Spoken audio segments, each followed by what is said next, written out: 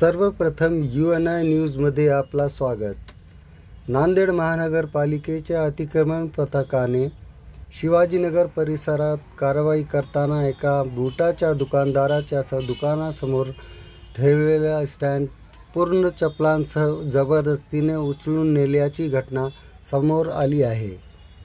संबंधित स्टँड हा केवळ 2 फूट दुकानासमोर ठेवलेला असतानाही ही कारवाई करण्यात आल्याने व्यापाऱ्यांमध्ये संताप व्यक्त होत आहे.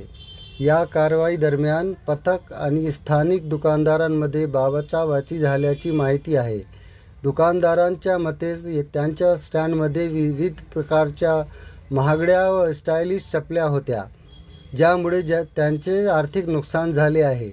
विशेष म्हणजे या अतिक्रमण कारवाई फक्त काही निवडक दुकानदारांवरच कारवाई करण्यात आली का, तर हॉटेल व खाद्यपदार्थ विक्रेत्यांवर सामानाला हात लावण्यात आला नाही. त्यामुळे पथकाच्या कारभारावर प्रश्नचिन्ह उपस्थित होत आहे.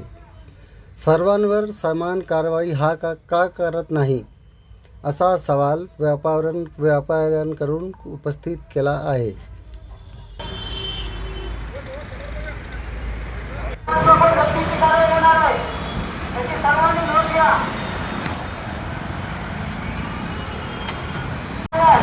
भाजपा